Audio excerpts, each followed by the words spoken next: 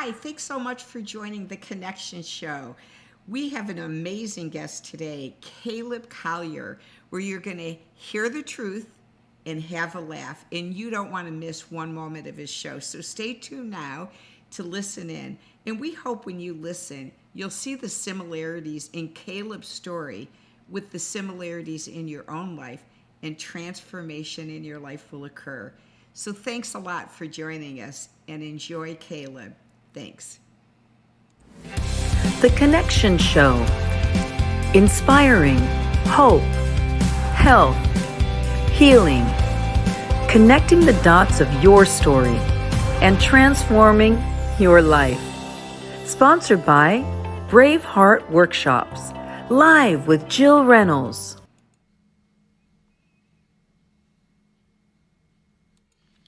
The Connection Show, inspiring hope, health, and healing. Sponsored by Brave Heart Workshops, live with Jill Reynolds.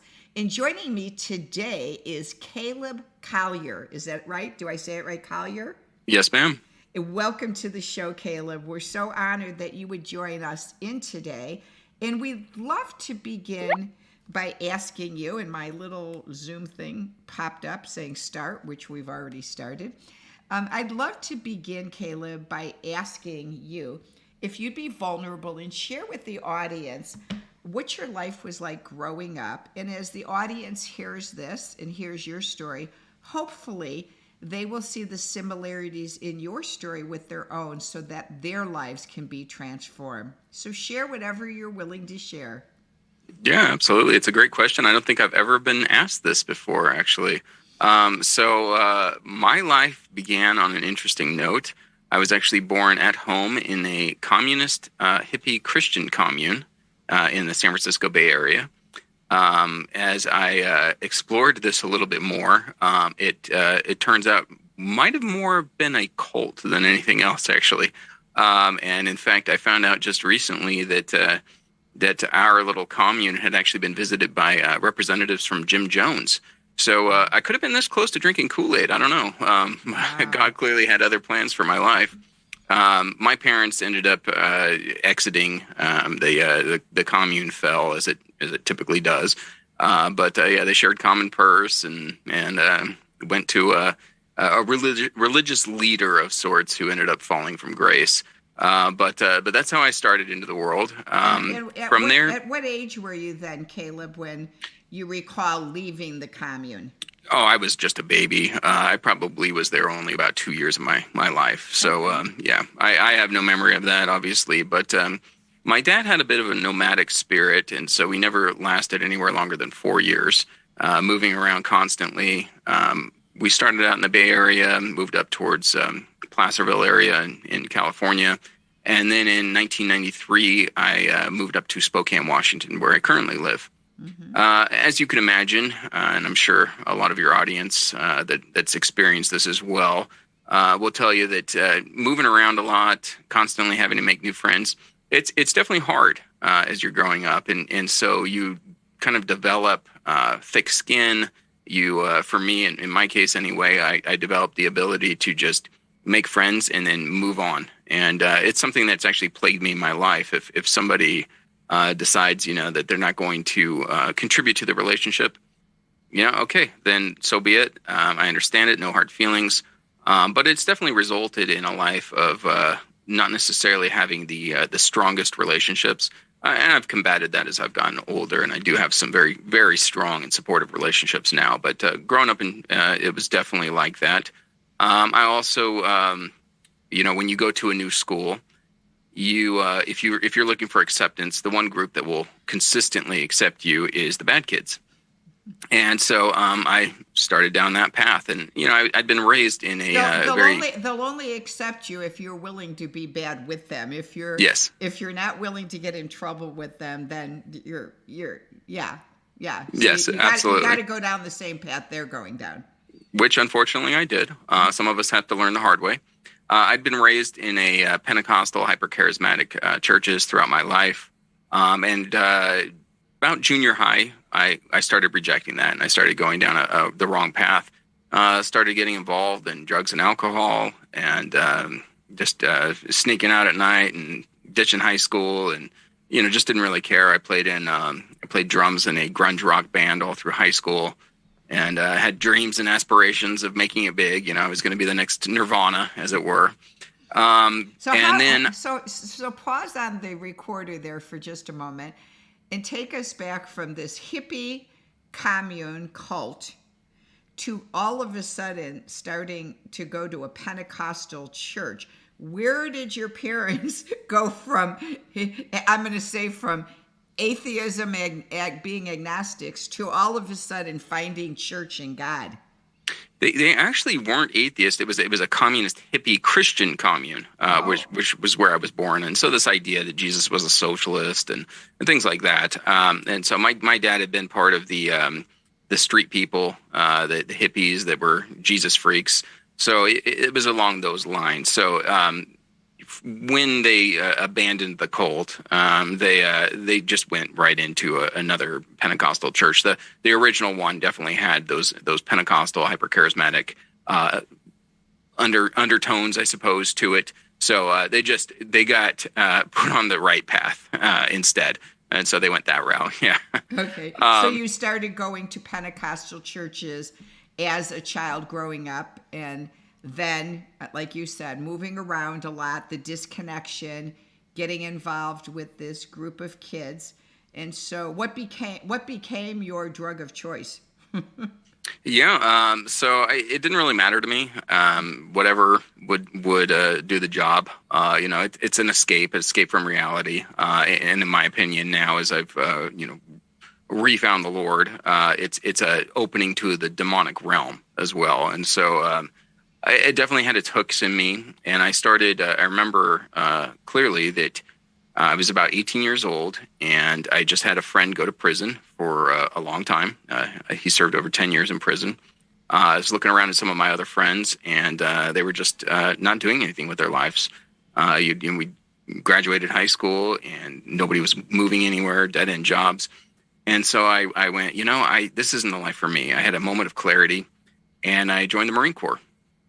And went down back to California, went to boot camp in San Diego, and then ended up getting stationed in 29 Palms, California, which if anybody knows where that is, it's not a nice place. Right smack dab in the Mojave Desert, joined the Marine Corps to see the world and get stationed right where I was born. So, yeah. But the Marine Corps did a lot for straightening me up, as you can imagine. They don't really tolerate the lifestyle that I'd been engaged in previously. And so I served my 4 years. I served from 1998 to 2002. I actually got out 4 months after September 11th. I was surprised that they actually discharged me, but they did. I was very happy to have served my country in the Marines, but turns out I don't really like being told what to do. So 4 years was more than enough for me, and I moved on from there. Now, had the war broken out then from before you? So did you get deployed overseas, or did you stay stateside? No, I went to Japan for 6 months, but that was the extent of my overseas travel while I was in the Marine Corps. No, we were at war. 9/11 had occurred, but I was not part of any type of deployment over to the sandbox, as it's called. Mm-hmm. Yeah. So now you're out of the Marines, and so what does Caleb do next? Yeah. So started going to college a little bit, took advantage of the GI Bill, and then just kind of doing some menial jobs, trying to figure out exactly what I was going to do. Ended up becoming an EMT, and so I worked for about 7.5 years in the local area as an EMT. So while I didn't see any blood, guts, or gore while I was in the Marine Corps, I had my share of it while I was an EMT, and I always say that I carry my share of ghosts from that experience. A lot of difficult things that I went on calls for, but it was an incredibly rewarding experience, and it definitely set me on the path to where I knew that I wanted to serve my community. I'd already served in the Marine Corps, now I was serving the county as an EMT, but I ended up burning out on that, and a lot of people will automatically assume that I burned out because of what I was seeing, but it was actually the entitlement programs that actually burned me out. People call 911 for some really ridiculous reasons, and like my mother, where she just wanted to see a good-looking guy. She'd Well, I be don't know like, if I would have fit the bill walking in on that one. I'm not sure. But Let's call 911 and see if a good-looking paramedic shows up. No. yeah, it'll definitely get some people there. Yeah, I got a cat in the tree. Come and help me get it down. Yeah. Yes, yeah. No, I went on nightmares and headaches and splinters, and people want to go to the hospital for those. And so I burned out on that. And I ended up working for the post office a little bit after that. But then my life took a different avenue, and I started getting involved in politics. And so I very quickly became a city councilman in the area that I'm at. I really enjoyed that. And I knew that God had called me into politics. I firmly believe that politics is a mission field. And unfortunately, it's one that Christians just don't go into enough. And so I served as a city council member. I pushed back against vaccine mandates in schools, and that was back in 2016, so well before we saw the mandates in 2020. And so did you at some point then did you ever, because again with the disconnection of relationships as a child growing up, did you ever connect with a woman or get married or have a relationship that was more permanent that came about? Yeah, absolutely. I did get married right after the Marine Corps, and unfortunately that marriage ended up in divorce, but I have two wonderful daughters out of that. And I am currently married, and my wife is a ER nurse. I met her while I was an EMT, and we have three beautiful children. Marriage in particular, it really helped me kind of combat that lifestyle of growing up, constantly transitioning and making new friends. My wife is stuck with me. We're coming up on 11 years here, and we are heavily involved in the church. We actually engage in marriage ministry. So every Sunday afternoon, we actually come together with different people and go through a marriage course called 2=1. And it's an incredible benefit. I was actually just sharing this with our group 2 days ago. That being involved in politics, there's a lot of frustrations there because victories can be fleeting. But coming in on Sundays and watching marriages that are really on the brink of divorce, and then by the end of 12 weeks, seeing their whole lives just transformed, and seeing them walk out of there committed. Understanding that their marriage is a covenant instead of a contract has just been an incredible blessing in my life. Well, thank you for sharing that. And so with that transition that you've gone through, do you, and again, the child growing up, having to move from home to home and city to city and trying to connect, again, our show is The Connection Show. So trying to connect with others. And then, of course, the junior high and high school acting out, and then going off to the Marines. Did you do any kind of your own personal work?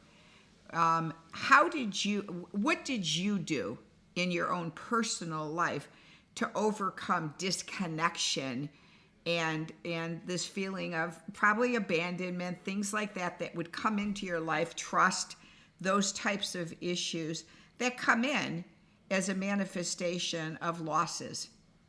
Yeah, absolutely. That's a great question. I would point to my relationship with Jesus Christ. That's really what has changed everything for me. I recommitted my life to Jesus right after getting out of the Marine Corps. Mm-hmm. And I've had some ups and downs. Definitely had some times where I wasn't living the faith. But as I've grown closer and really poured into the Word. A lot of people don't, they claim to be Christians, but they just go to church on a Sunday. It's a whole lifestyle change, and you really have to be in the Word. You really have to be praying. You have to be around fellow brothers and sisters of Christ to actually see transformation in your life. To actually have the fruits of the Spirit. A lot of people so concentrate on the gifts of the Spirit, but we really need to be, in my opinion, anyway, concentrating a little bit more on the fruits of the Spirit to see good character development out of us, to make it to where when the world sees us as believers, that they see something that's different. That's a continuation of the marriage ministry as well. Unfortunately, in Christian circles, divorce rates are just as high as within the secular world. And so we want to be different. We want to be that light unto the world. And so for me, pushing back against, my upbringing, and I mean, I don't look at my upbringing as horrible or anything like that.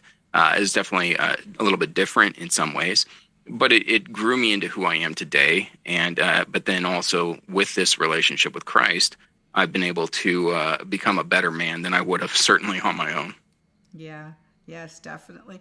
So with the relationship with Christ, which I totally believe that, putting Christ first in your life is where true healing and hope, health, and healing come from. But many of us, not but, and many of us still sometimes need additional things to get us through some of those struggles that we've gone through. I call it the demons that want to keep pulling us back down. So with that, did you start to attend any Celebrate recovery groups, any Christian counseling for yourself to go deeper within your own pain and struggles? Not really. My best friend is a pastor, and he's my accountability partner. So him and I have had some deep conversations together. He actually hosts this show with me, Church and State Behind Me. But we've been able to work through some things, just him and I. Also, once again, returning to that marriage ministry, I didn't go into it as a leader. I went into it as a student. And so going through that course and then ultimately getting into a leadership position in that has certainly helped me as well. That course really breaks down a lot of walls and allows you to self-examine, which is something that I'm not naturally inclined to do, but it kind of forced it upon me, and which led to a lot of healing. Yeah. Well, I think the hardest thing, that I've seen on this show, particularly, Caleb, has been the term codependency and the looking good family. I've interviewed quite a few people on the show who have grown up in Christian homes that say, we really didn't have a whole bunch of problems and blah, blah, blah. And I'm like, oh, so where is the 4 generations of sin? So in your family of origin, have you been able to ask God to help you discover the generational sins that have been brought in from great-grandparents to grandparents to parents to yourself? Yeah, absolutely. That's a great point. And I would like to address something you said there, because so often within the church, you go in and, hey, how you doing? Oh, great. And in reality, their life is just crumbling. And it's something that I've really been pushing back against as of late. We need to treat the church a little bit more like a hospital, where we need to come alongside our fellow believers and assist them and help them and pray for them, and be raw and emotional and vulnerable, as you put it in the beginning of the show, so that we can assist each other. Coming from a Marine background, I was definitely trained to be, a soldier, and to be able to, fight and combat the enemy. But we were so much stronger when we were operating as a unit. And we don't do that in the church. We just suffer silently. And we're afraid that people are going to look at us differently if we're not vulnerable with them. And so it's, there's no hierarchy to sin. This is something that I think the Christian church really needs to combat. This idea that, that there's certain sins that really separate you from God more than any other. That's just not the fact. I mean, there's only one unforgivable sin according to the Bible, and that's rejection of the Holy Spirit. So we need to address that. Within my own life, certainly there is a divorce element that is generational. My parents didn't do that, but my grandparents were divorced, and it's continued with myself as well. So I was able to address that, and my wife and I are so committed that there's nothing that could get us to say that dirty D word, as we call it. It should be almost a curse word. You never throw that out in an argument. You never stomp away and leave. And in fact, even during an argument, you don't. And men are traditionally more the ones that will engage in this type of behavior, where they'll grab their car keys and they'll just take off for a little while. Which really leads to a spirit of abandonment in the spouse, and so it's something that we don't do either. We can call for a strife break, or maybe we need to go to separate ends of the house or something like that. But you always have to come together to ensure that that abandonment issue, which I've also struggled with in my own life, that it's never fed. Satan and his minions, they're watchers. And so when they see something that's occurring in your life, whether it be a sin or a struggle that you have, they'll throw that in your face. They'll use that in order to try to separate you from God. And how about addictions, as far as eating disorders, drug addiction, alcoholism generationally? Yeah, there is a degree of alcoholism that runs throughout my family. I've never really had an issue with it. I certainly did my share of drinking, but never been too big of a fight for me. So I would call that God's blessing, that I don't struggle there. No real issues with weight or lack thereof or anything like that. No.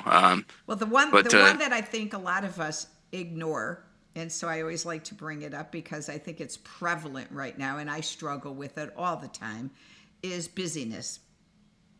Yes. Busyness, I certainly have that. Busyness / workaholism, perfectionism.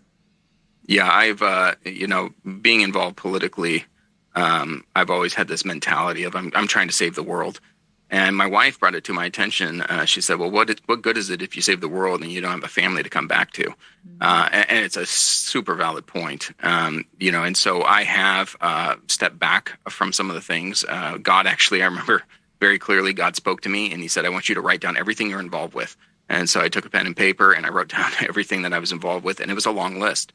And then he told me, you get to pick 3. So I had to start scratching things off the list. I do stay very busy, hosting church and state. I work for Turning Point USA, specifically within the faith department, which keeps me very, very busy as well.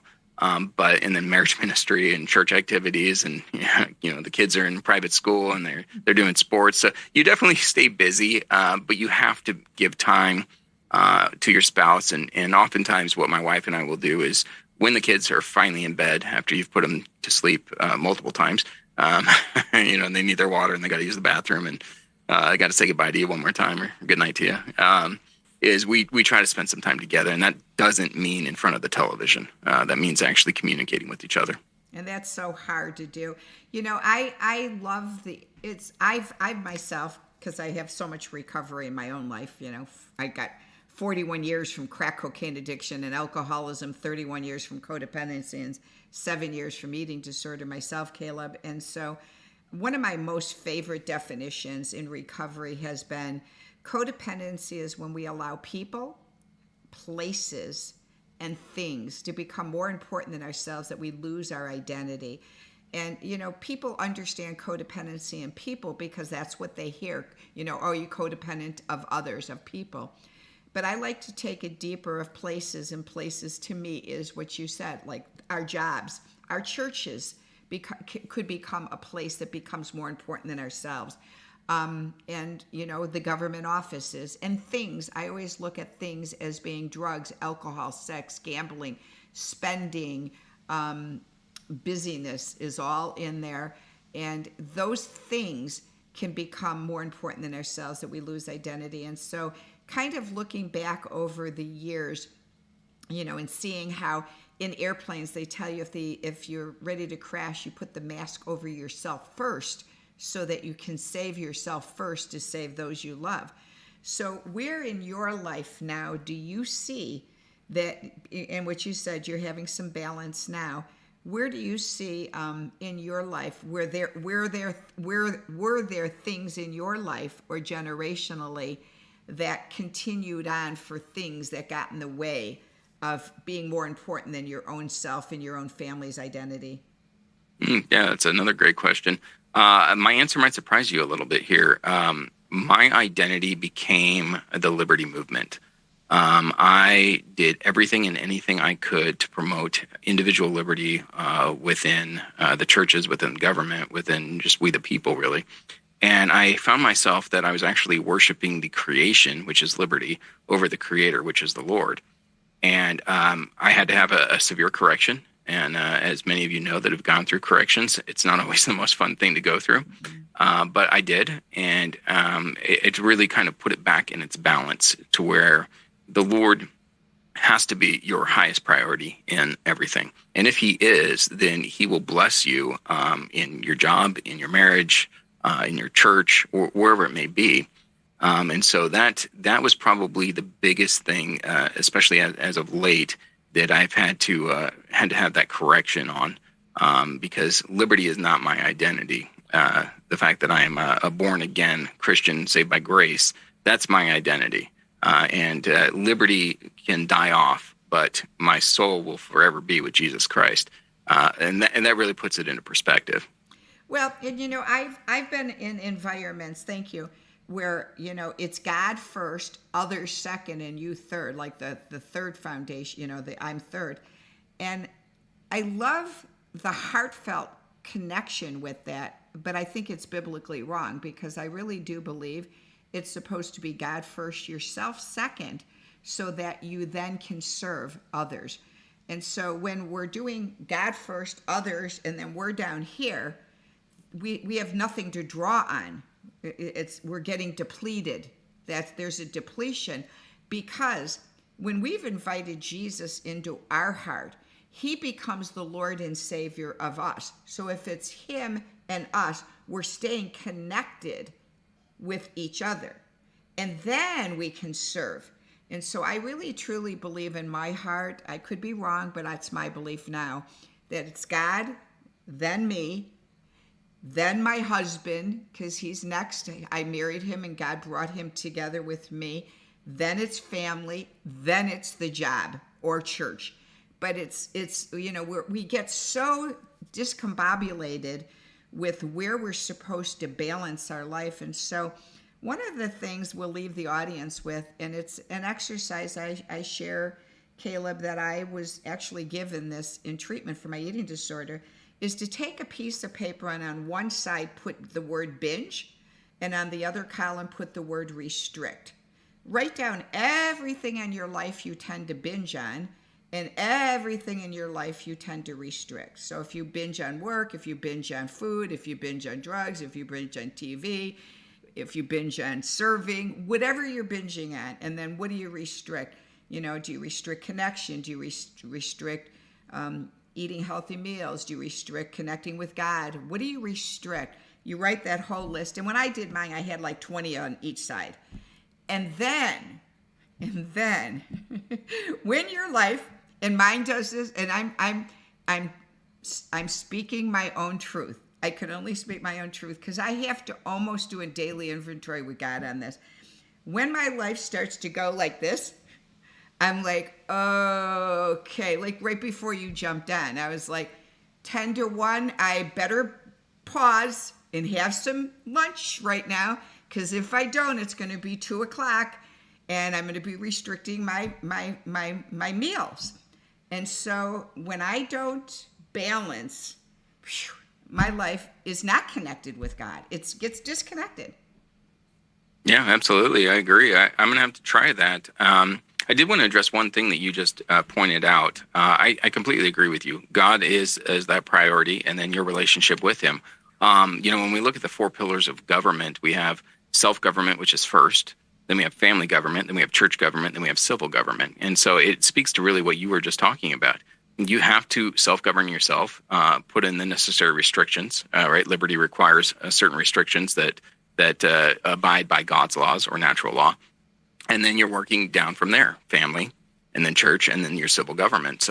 So you cannot be so focused on service to others, whatever that may look like. For me, it's certainly the cause for liberty, that it interferes with your relationship with Jesus Christ, your self-government, and then also with your family government. Mm-hmm.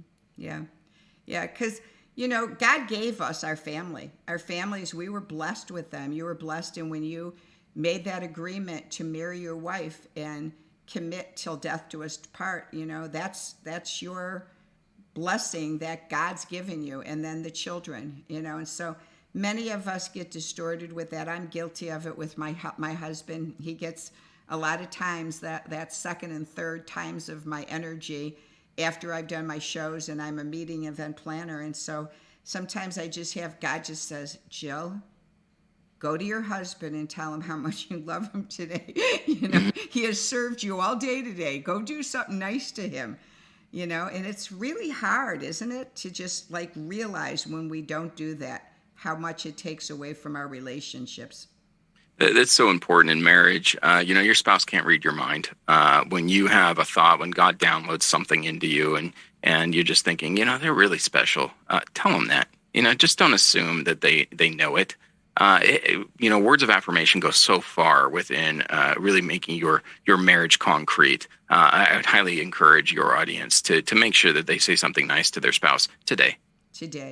Well, I'm so grateful to get to know you. I love connecting. To me, it's so inspirational to really know each other. And I really do believe, don't you, Caleb, that we need to really pause right now. In this time of troubles in this world, we really need to reconnect in community. And so I just thought I'll just invite you too, your wife. The Lord's told me to start making it available to do some Zoom connection gatherings. And the connection gatherings are not going to be networking groups. They're not going to be like, buy from me. They're going to be, let's get on and do some family feud, some improv. And why don't we go back to some fun, laughter, and play? Do we remember how to have fun, laughter, and play? If we do, let's do it in community, right? No, I completely agree. There's this idea that Christians, we don't have any fun, that we're always kind of cast downward, looking down and upset with the world and grumbling. And the reality is we have a lot of fun. Everything that we do is a lot of fun. And I would love to be a part of something like that. Well, the other thing that we're going to be doing, Caleb, so talk to the wife and see if you can fit it in, is the Holy Spirit directed me to this amazing villa in Aruba, these villas in Aruba. So I'm going to be doing a connection getaway for men and women to Aruba, February 5th through 11th of 2023. And we'll take as many as the villa holds. Once one fills up, we'll see if the second one's available. And we'll just get together and, again, go to the beach, chill, have fun, snorkel, go out to amazing dinners together, and just be together in community in a beautiful paradise location in Aruba. So I'd love to have you come with us and get away to Aruba. It's one of my most favorite islands in the whole entire world. Well, I tell you, Jesus and beaches, I can't think of a better time. So yeah, and it's right before Valentine's Day. So it's one of those things that you don't tell your wife you're going. Just get the tickets with me and say, by the way, dear, pack your suitcases. I have a surprise.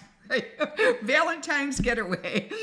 Anyway, blessings to you, Caleb. I look forward. Are you going to be coming? I know that you recently got involved with the ReAwaken America tour with Clay Clark and General Flynn. Will you be going to Pennsylvania or Branson?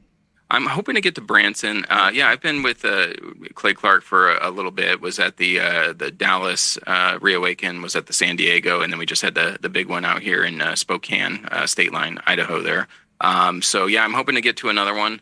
Okay. Clay will be on my show relatively soon as well. So just a wonderful man. I love what he's doing. Yeah. Also for your audience, if you don't mind if I plug my own show as well. Well, let me bring up your bio here. Let me move my mouse. My mouse is jumping. Just a second.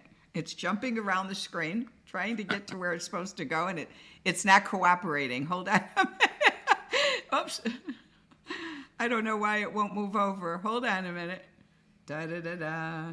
It's got a mind of its own, audience. There we go. Okay, so this is Caleb, and his Church and State Media is his website, so churchandstate.media, and his bio, how to reach him, but we'll come back on so he can talk a little bit more. So I have that website, and then if you have any others with your other things you're doing, please let me know, too, in an email so I can put it on the screen for the audience as well.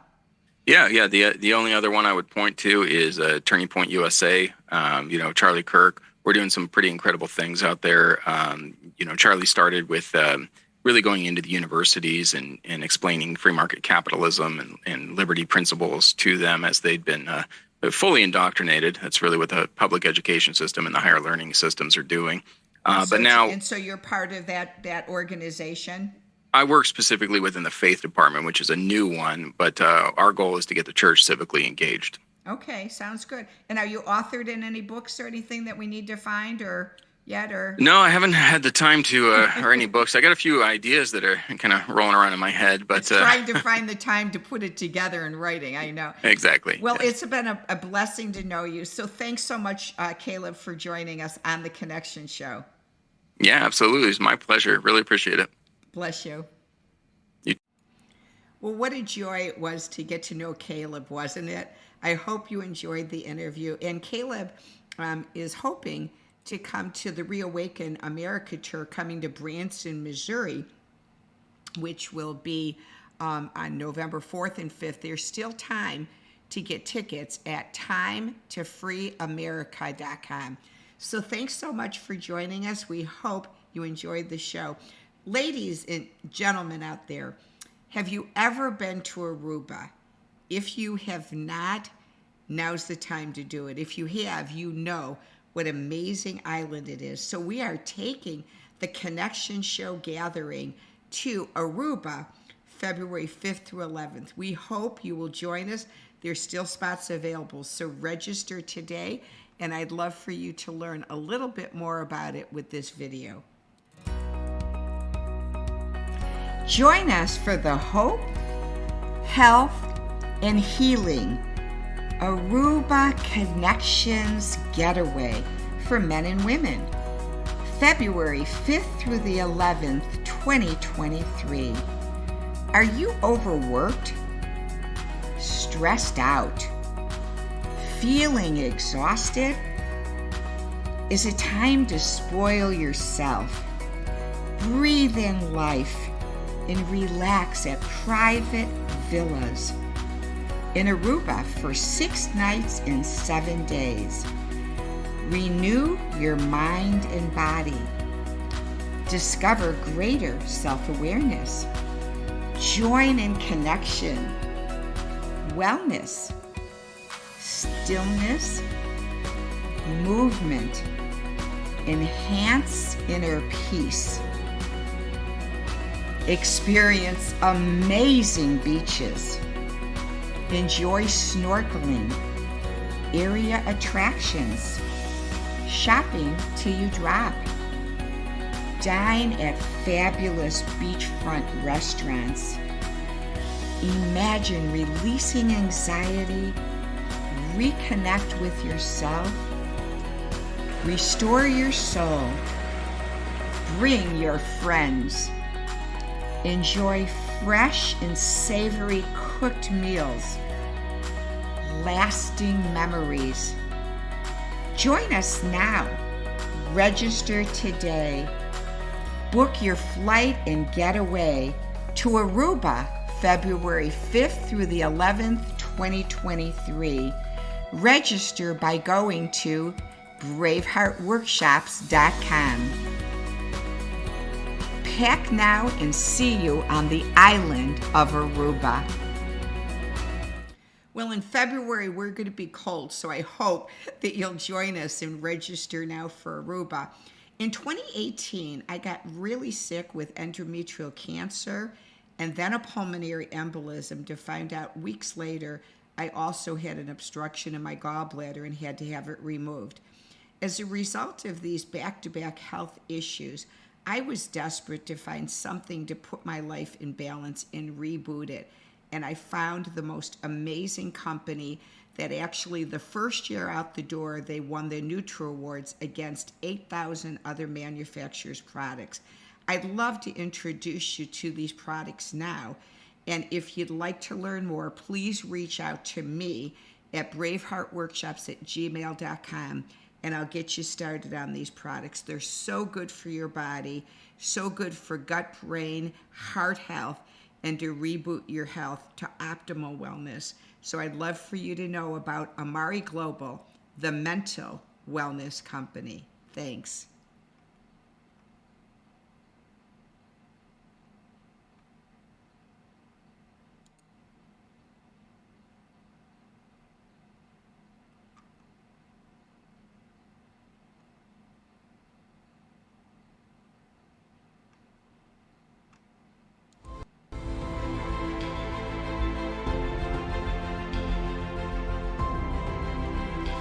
Amare Global is the mental wellness company.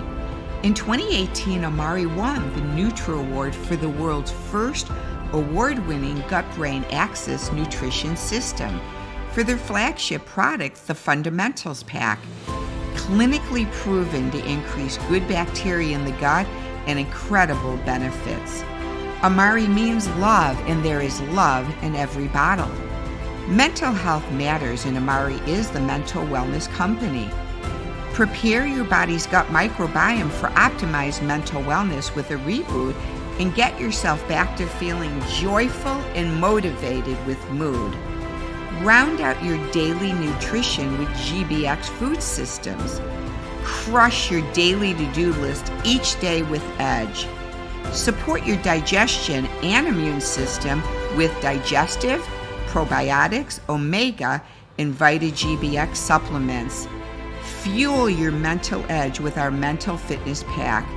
Feel like your best self with the Happy Hormone Pack. Unlock your brain's potential with happy neurons with the Happy Mind Pack. And combine these products for an ultimate day with the Happy Juice Pack. For weight loss and energy, order the Transformational Pack. Our Kids Pack is the first comprehensive mental wellness pack for kids and teens. For a complete mind and body nutrition system, get your kids these today. Begin your wellness journey with Amare's Starter Pack and save. Start with the Entrepreneur Pack if you're serious about making an impact on your mental, physical, and financial wellness. Launch your Amare business with all our top products, packs, offers, and save. Help others achieve overall wellness too and gain financial wellness. Become a mental wellness partner today. Shop now and save. Sign up today by going to our website listed on this page. Thanks for joining us today on The Connection Show, where we bring you stories that will transform your life. The Connection Show would appreciate your support. Please go to either our Patreon page or our PayPal Me Now link today. We love our podcast show guests and appreciate our listeners and YouTube subscribers. Please go to our YouTube channel called The Connection Show and Braveheart Workshops and subscribe now. Remember to click the gray bell in the All tab so you don't miss any upcoming episodes.